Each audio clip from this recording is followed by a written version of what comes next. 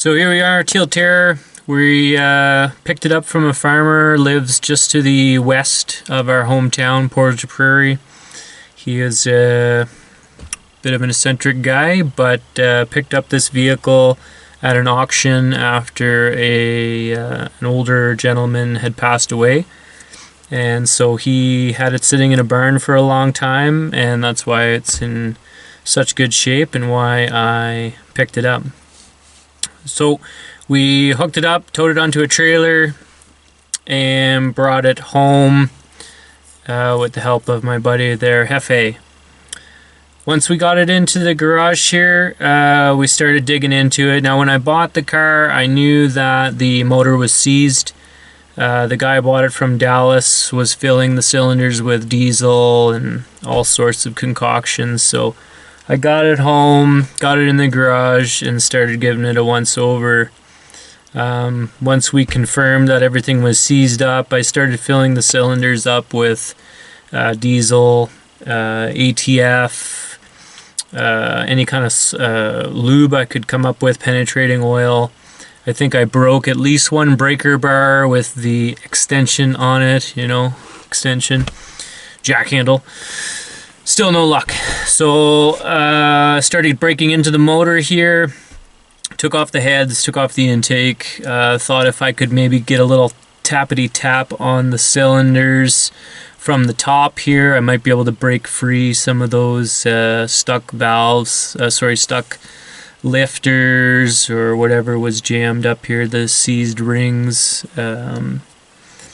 But that didn't turn out so well. I ended up cracking a couple of pistons, so from that point it was time to pull the motor. So here we are, decided to pull the motor out from this point, so wrapped a couple chains around it, disconnected it from the transmission, and pulled it out. Now again, from this photo you can see that the inside, like the body, is just in immaculate shape. And it's really what sold me on this vehicle. I mean, the price was right, so getting it home, cleaning it up, getting the dust off it, and then you really start to see how nice this vehicle was. It's got about 50,000 original miles, so just really good shape. Once we got the motor out, we started digging into it, and then again, those seized cylinder pistons were just a bugger to try and get out. So here's one that we just destroyed after pounding on it for like an hour. There's 3 of the pistons that were really jammed in place. Other ones came out okay, but it turned into a bit of a mess. Luckily, I didn't damage too much besides the pistons and a couple of connecting rods, which later came back to bite me in the butt because the connecting rods for a 425, which is what came in the car, were near impossible to find. So after we bit the bullet, I decided to put a 455 stroker kit in it, and that went really well. The shop had it for quite a few months, but a lot of that was looking for parts, and then once I decided to just bite the bullet and get the stroker kit, everything went very fast. So I got the shop to do the cam bearings, the crankshaft bearings, and what came in that stroker kit was forged crank. I got a performance cam, new lifters, forged connecting rods, forged pistons, and like really high-end stuff. So definitely worth it.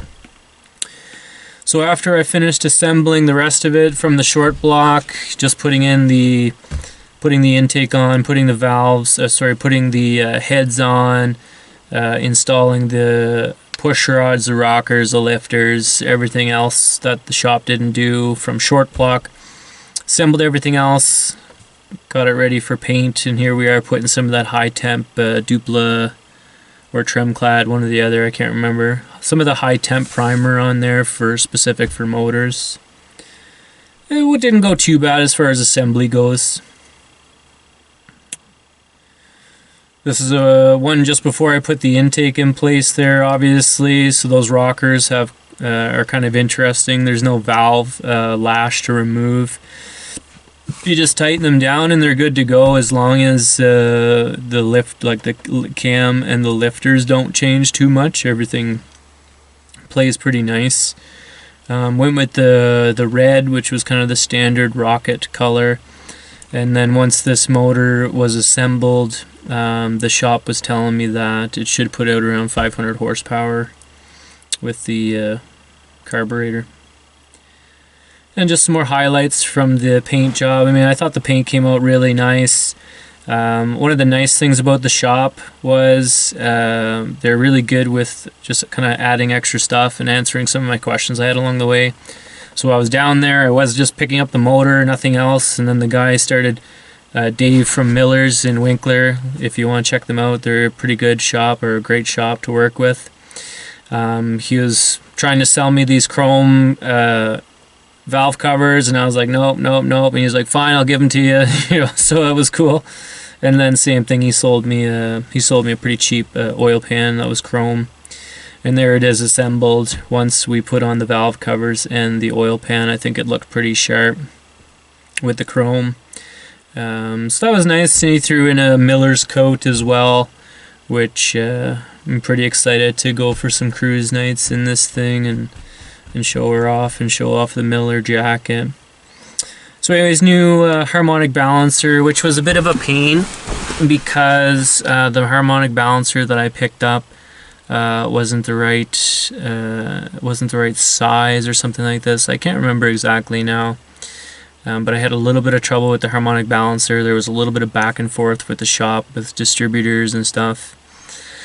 So here we are, lifting it into the vehicle. It took a few of those really good slams to get it to seat into place here, so that was pretty exciting.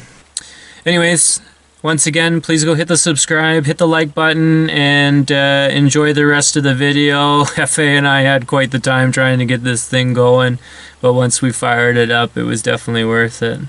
Thanks again.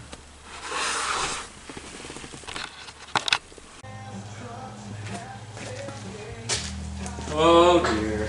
Are we ready? Probably not. I'm just gonna bump it just to make sure the starter's in place and everything. Run it in neutral. Oh, wait. Something's spiky.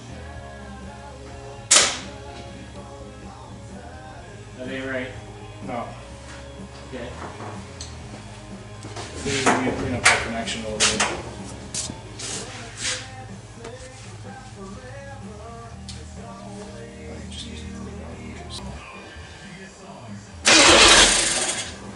Sounds good.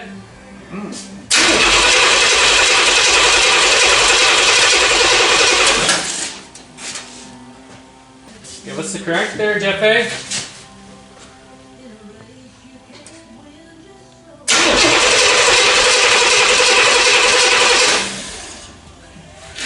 Okay, try her again.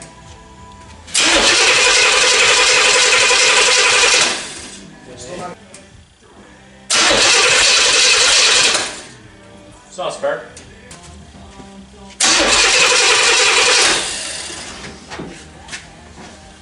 Go the other way. All the way that way.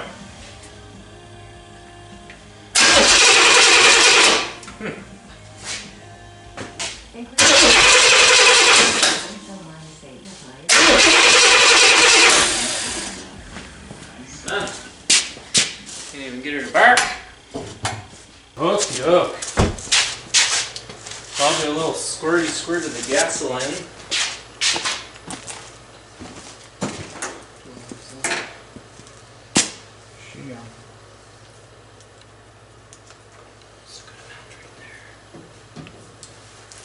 Okay.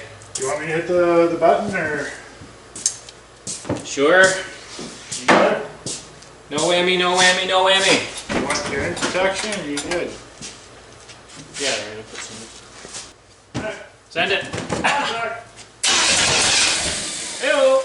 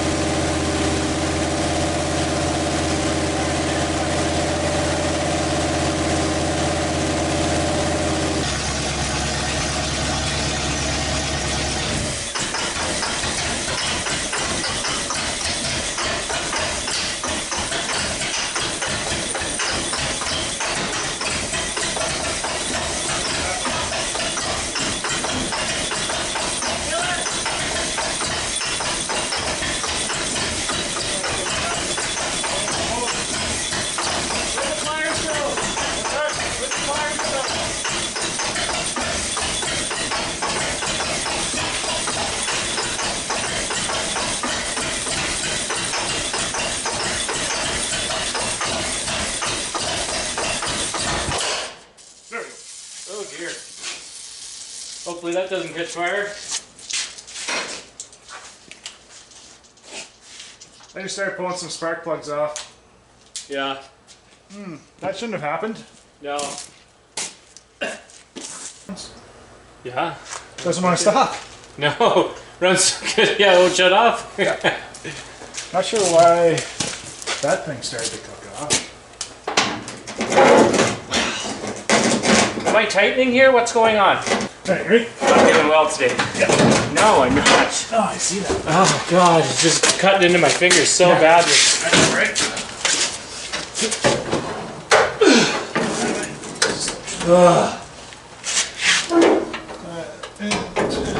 Oh god. What are you doing over there? Nothing. Alright, you want to hold the front? Just, well, no, you just hold the... Well, I got mine in finger tight, so at least it's not gonna slide around too much. Oh, okay. Spin that big light around. We can kind of get... Well, now... It's alive!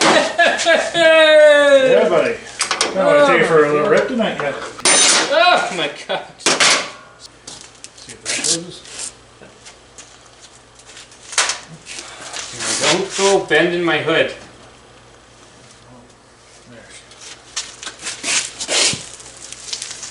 Oh, tons of room. Tons of room. Got the Teal Terror fired up, tuned up pretty close. So let's see if it's gonna move under its own power for the first time in 50 years.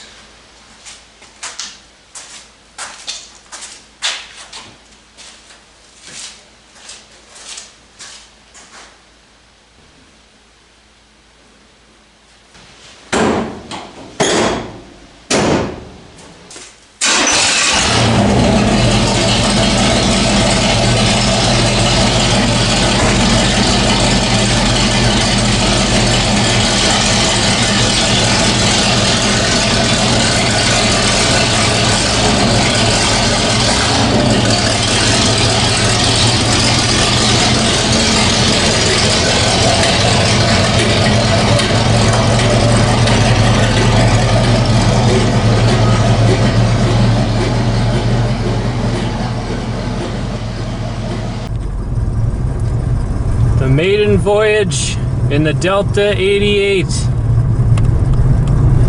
She runs like a top.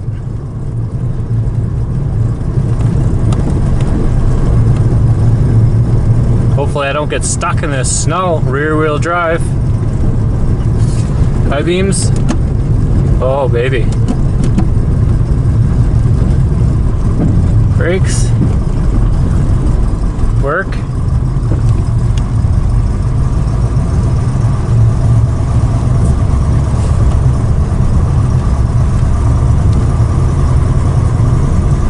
I'd like to say it purrs like a kitten, but it's more like one of those tigers off of that Netflix show that got into 8 ball of whatever those fellows were smoking.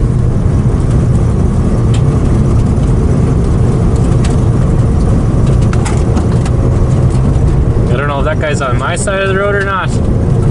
I think these headlights need to be adjusted. Holy Moses, they point down 8 feet in front of the car.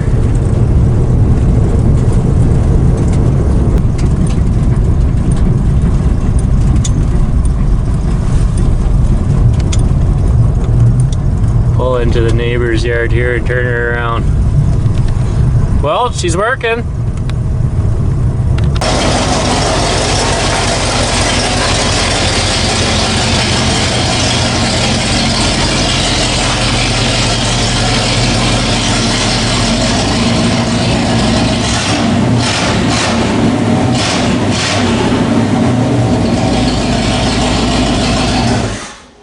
Shuts right off for me. Whoa, baby. Well, that was a success.